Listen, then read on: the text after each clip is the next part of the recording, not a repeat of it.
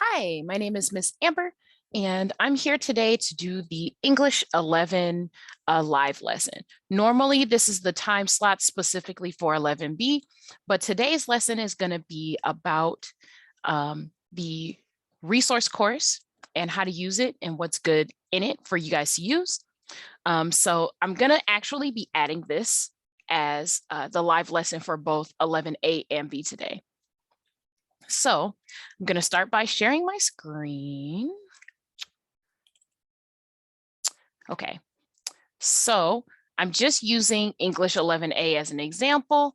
If we go to English 11B, it would be exactly the same. I'll go ahead and head over there just to make sure that you guys can see. There's basically no difference between these two. Even if you scroll down, it has all the same resources in it. Okay, so last week we went over how to take notes or how to at least start taking notes for your class so you can start off the semester right in English. And today we're just going to go over some of the resources in the resource course. If you are a Step Up student, you have not been assigned the resource course, but before you leave, please note that you can have links from this resource course sent to you by your advocate. You could ask them for it. You can contact a tutor for it. If you're having a hard time getting in touch with your advocate, which you shouldn't, you could also email the MVA English email address and have these sent to you. The email address is english@atsedu.net. And if you send that, just the subject, just resource request, or I need a link from the resource course, we can have someone send it back to you or text it back to you if you leave your phone number. And that's how you can have access to this if you are a Step Up student. All of these are open links. Anyone with the link can access them, so we can make sure that you get them. So starting from the top, we have what is the English resource course. This is a short video that I made detailing the process of using the resource course. So this is basically going to be a very short version of what's in that video. It includes a slideshow that just kind of overviews how you use the resource courses and what they are. And that's it, the introduction slideshow. What's in it for me? Because we know that's the number one thing you're asking. So you have this resource course. What's the point in using it? What do you get out of using it outside of what you would normally do? So this kind of goes over just generally what's in the resource course. It gives you a couple screenshots of things. And we have this here in case you can't watch the video for yourself, or you can have the video on, but you're multitasking at home. We know some of you have kids or you're in other situations where it's hard to pay attention to videos, like reading you can do, but everyone's circumstances are different. So we just have all of this here so that there's different ways to get the same information for you guys. So down here, we have the English self-help process. So this just lists steps for how you can go about actually getting help in your course. This basically just outlines the steps that you should take as a student to get things done, and what you should do if you're having a rough time with putting that stuff to use. So it starts off with, what is this document? Because we know that's the number one question that people have when they open up new stuff. What is this? This document lists steps for going through the course topics, how to access the English concept summaries if you're having a hard time with the course, and when to request tutoring if you're still having a difficult time. So there are 5 steps to this. First is review the course topic tutorial and take the mastery test. If the mastery test is passed, go to the next topic in course. And then it says, always try to finish a course unit before changing courses. The reason why we say this is because going back and forth one lesson at a time in your classes doesn't get you that much progress in the course. If you are a Step Up student, you only have the one class anyway. So it makes sense to complete the course unit anyway. Down here, we have, if the mastery test is not passed, less than 60% for a course topic, use the English concept spreadsheet to access the applicable concept summary for that topic. And then there's a link for the English concept summaries. So I'm not going to go into it right now. That's the next document that also gives you information about what the concept summaries are and how to use them. So we're going to hold back on that for now. But then we have review the topic tutorial, adding information from the concept summaries to your notes as necessary. So what this means is after you fail a test, you need to go back through the tutorial and look at the difference between the questions that you did not have answers to or that you weren't sure of the answers to and the information that's in the tutorial. And if there's something that you think you're going to have a hard time remembering, like if there's a specific topic, say there's a grammar thing about hyphens you're having a rough time with, what you can do is go to the concept summaries and put that stuff in your notes. And as it says in step 4, using the summaries as open notes. Some people do better remembering things if they write them down. Some people just want the reference ready for when they encounter a question so they can look really quick and refresh their memory. So we have both options. You can put the stuff from the concept summaries in your notes, or you can just have them open. I also want to note this box up here is important. That's why it's in a box. Remember that you should always look up definitions of words you don't understand while going through the tutorials. This is important when you're going through the tutorial the first time. This is important when you're going through the tutorial the second time or the third time or the fourth time. The number one issue that we have with students who are going through tests is that they do not understand the words that they are looking up. And because of that, they interpret the question wrong, or they interpret the answers wrong, or they're not sure what the question is asking. If there are words on your test in your tutorial that you don't know, you need to actually look them up.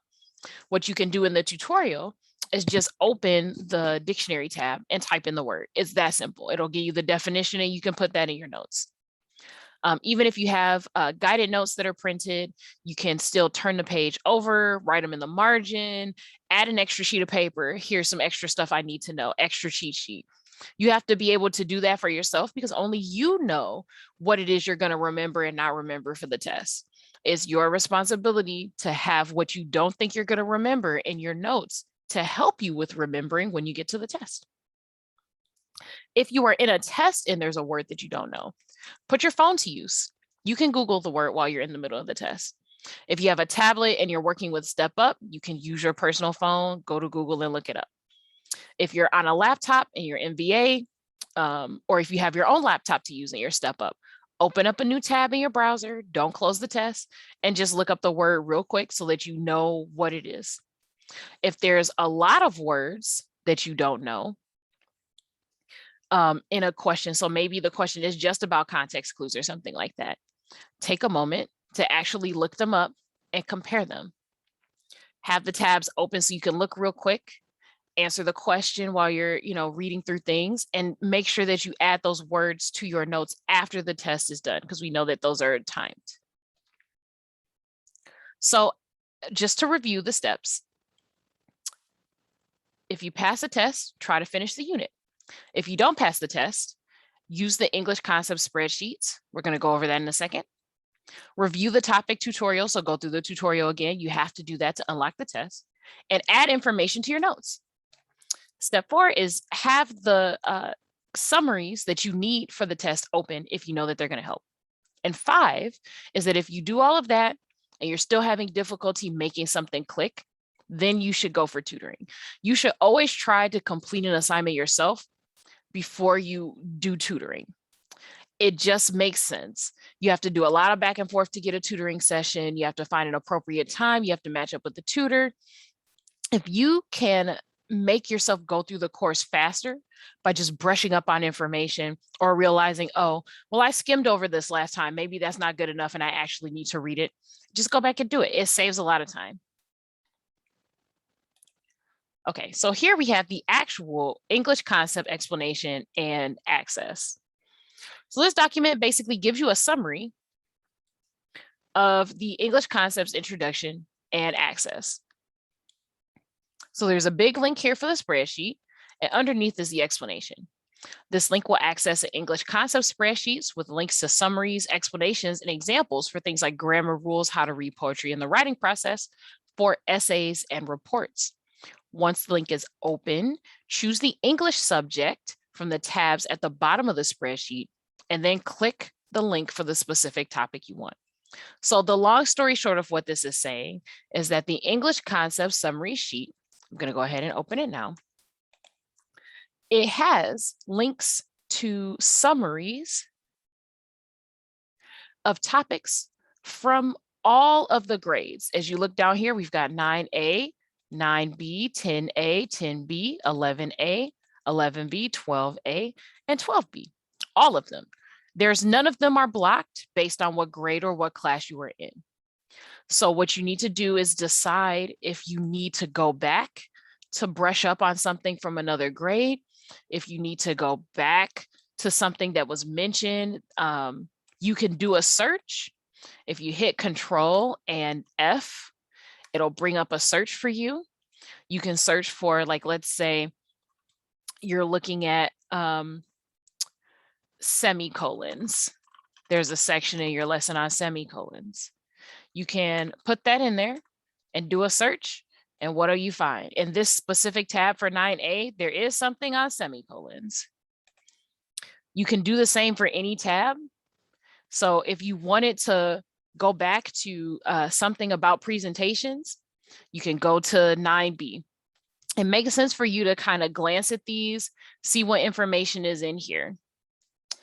So what I'm going to do now is go through just how the page is made and what it looks like, and how to find information here. So at the top, we have glossaries. The glossaries are the words that are in your lessons that pop up over and over. Like, there are some words in your lessons that they expect you to know, and sometimes you don't, so you have to look them up.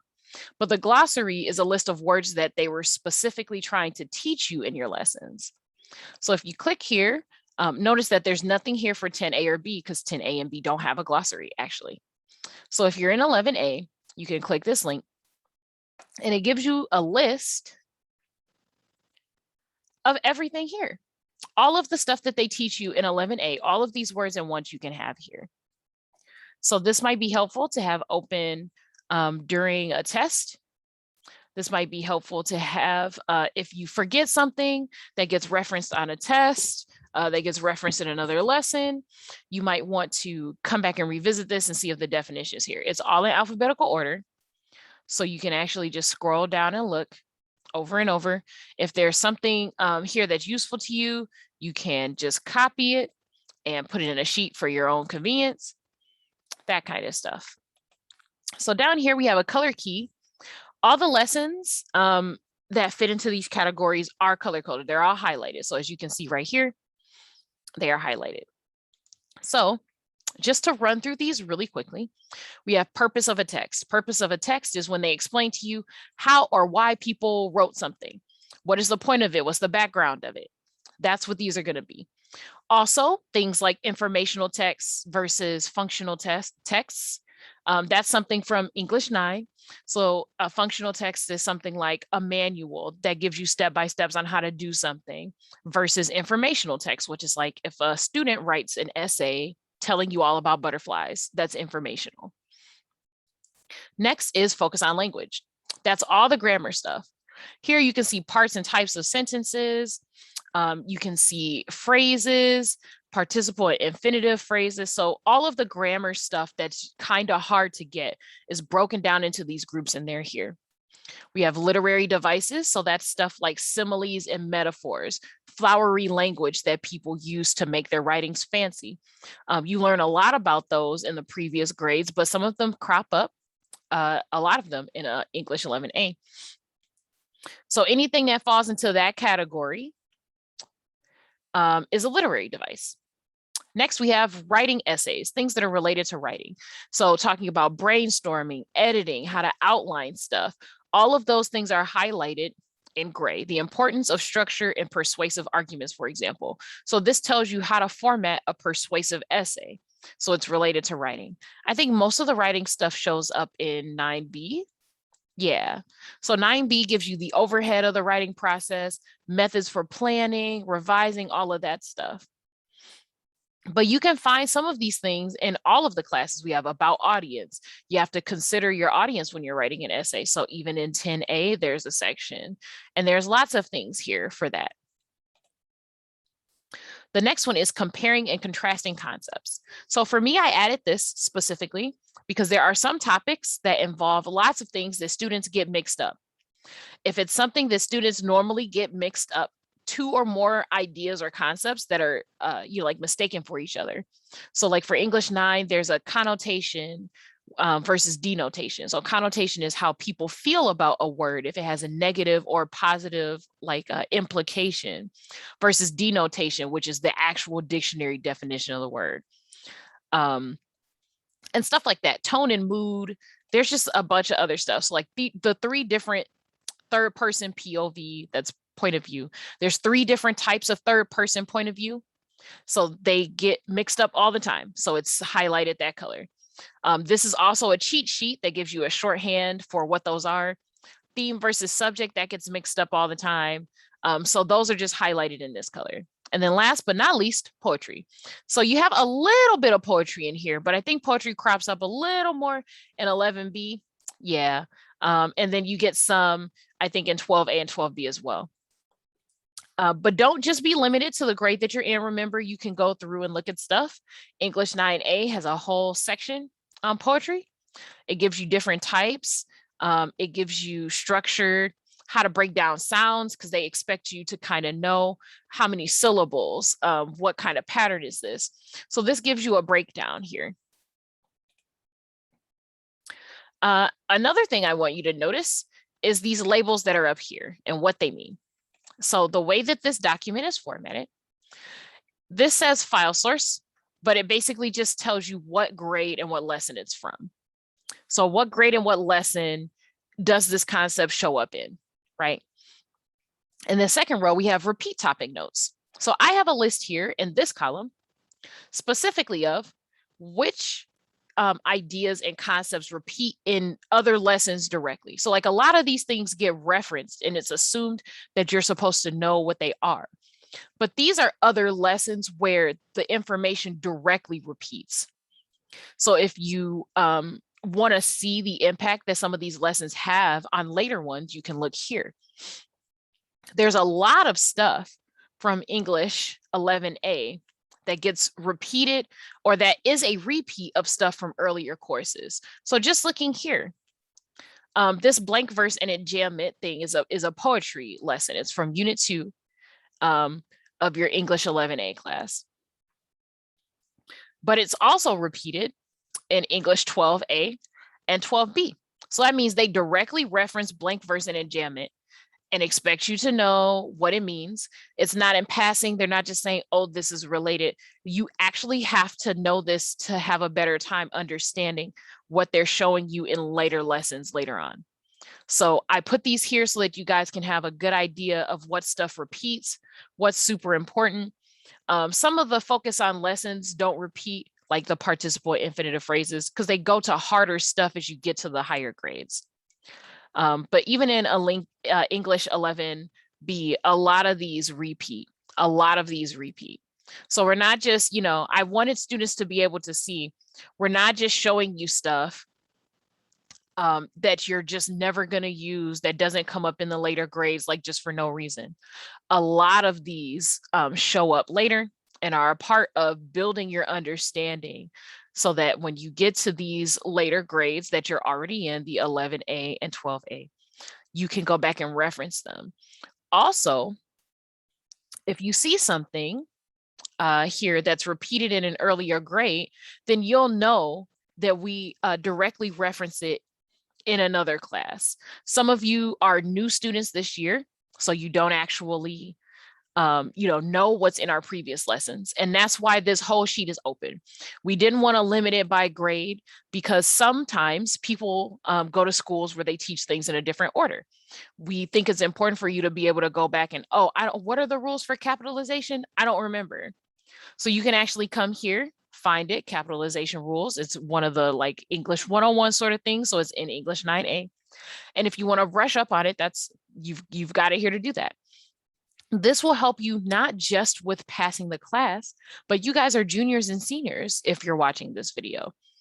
You might have college essays to do. You might be writing out a resume to submit for a job, or writing a short story if you enjoy writing. Maybe you're into poetry and music, so you do that on your own. You can use these and save these for that. I'm going to go ahead and open up one of the links just so you can see what they're like. So there's 3 different types of documents that are in here. The first one are the slideshows. So these slideshows are very simple. English concepts, they tell you the title, common plot archetypes. It should match up pretty well with what's listed here. And then it tells you what class or tutorial it's in, just in case you don't remember. So first unit, that's the 1, and then 3 is lesson 3. So if you're looking at your lessons, you're counting from the top down, there you go. Here, you're usually going to have, it's formatted very simply. It gives you just the text that you need. You get the explanation of the concept. Important vocabulary words are underlined or bolded. If they give you a definition, it's highlighted in yellow. And if there's some other important point to be made, you'll usually find it in blue, or you'll find it bolded. There's different sections depending on how many different things there are for you to learn. So this quest had a lot of information. We went through and looked at what was actually necessary. So if it's here, it's because any of this information might be something that you could be tested on. And each section is broken up by a different screen, so you can know clearly when you're moving from one thing to another. Even when you're viewing this as a guest, you can go into slideshow view. If you just want to just see everything in the biggest resolution possible, maybe some of you wear glasses, maybe you just don't want the distraction of everything else on the screen.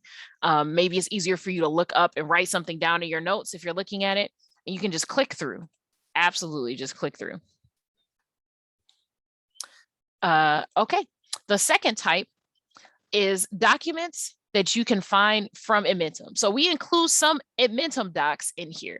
Sometimes Edmentum puts very useful things into their lessons that you can use later. So for example, this transitional words and phrases doc, if you click on it, it opens up this document that was given to you in a lesson from English 9A.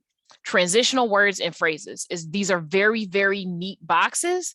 Everything is summarized. There's no long explanation. I tried to include these in here because some of those are just actually very useful. And if you've seen them before, they'll help you remember stuff. The third type of document that's in here is just videos. If you find a video, it's labeled very clearly video at the beginning. There's no way for you to not know that it's a video. So literally video, video, video. And these are videos from the lessons as well. So if you need to brush up on something that was in a video from a tutorial, instead of having to log in and go all the way to the tutorial and click through and try to find it, you can actually just click this link here and it'll open up the video for you. Hey, buddy. Yep, there you go. So down here, we have instructions for if you want to save this spreadsheet to your computer. There might be a couple updates to it as we get through the school year, but I'll try to have messages sent out for students that might have it downloaded. But for the most part, you go to File and Save. Actually, let me open that back up. Alrighty. So you would go to File, Save As, and then you can go to download a copy to your computer. If you are step up and you're working on a tablet, it might be a little better for you to just have it open in the tab whenever you need it. Again, if you're step up, you probably don't have access to the resource course, but all of these are open links and you can have your mentor or advocate send them to you. All right. The second half of this will go really quick. So we have this video here. That's the guide to taking and submitting notes. I've been going through and looking at students and their grades. Yes, I've seen what your scores are in the classes. And if you have less than a 60%, I've sent you a message with some advice on how to go through the classes and also this specific guide for taking notes. So I went over taking notes last lesson. And we also have a video just about taking notes here. Taking notes is important. We don't expect you guys to remember everything. You guys got to be able to figure out what you're good at learning, what it takes time for you to learn, all of those things. Notes are important. It's not just that you have to turn them in for participation at the end of the course. They actually do help you. And that's why we emphasize them so much. These are additional help links. So all of these sheets basically look the same. I'm going to open a couple of them just so that you can see that they look the same. So they're formatted like this: English resources. This one, English resources. So they're basically a collection of links that can help you if you need more information about something. Having a hard time putting sentences together, forgotten a few things from your lessons that you learned in middle school. So if you're having a hard time with understanding stuff from the tutorials, this document provides some additional links and resources from Purdue. So Purdue is a very well-respected college essay website, and they have resources that students can use if they're having a hard time with English. Spelling, common words that sound alike, writing numbers and that kind of thing, because this is a grammar document. Anything that's underlined is a link. So basically, if you're having a rough time with this and going through the tutorial or the concepts isn't helping, the concepts are based on the tutorial. So it's possible that just the way they phrased it isn't helping you. Here are additional links that you can use. And while you're over there at Purdue, you can look at their website for other stuff if you need help. But this is just a list that we thought would help students the most. It's the same with writing help. Even if you're not doing an assignment for us, maybe you're writing an essay for a college submission application or something like that. So you get information about the writing process in a lot of detail. If you want to learn about writing the way that students who are in normal brick and mortar schools that are going to college do, if you want to learn how college students are also taught to write, you can look at these. So I tried to put them in order of importance, like how you would actually write the sections of an essay. There's a section down here for argument papers and research papers at the bottom. And everything at the top is from the beginning of the writing process, starting the writing process, understanding the writing assignment, all the way to conclusions and proofreading your paper. So you can get some practice in through our assignments, especially in the 11th to 12th grade years. You get more information on assignments that require writing. So use these to help. You can also save these. These are also open links. These links are available online. We just put them all in one place. So you can feel free to also, file, save as, and download as a copy if you think these might be helpful to you in the future too. Then here at the bottom, we have extra credit. I'm not going to open up these extra credit assignments. You're not going to get a preview of it here, but I wanted to note what the extra credit is actually for. The extra credit is for students who have gone through and passed the minimum grade for their assignments for the post-test, but they're still really short, like just 0.1 or 2 or 0.5 points away from being able to unlock the final exam. As you know, you have to have a 65% to unlock the final exam. So if you're just a couple percents below that, we have the extra credit here to make sure that you guys can get that extra little oomph. We don't want you guys stuck pushing your head against the wall, trying to do a mastery test for the 5th or 6th time, trying to get that 60 up to an 80.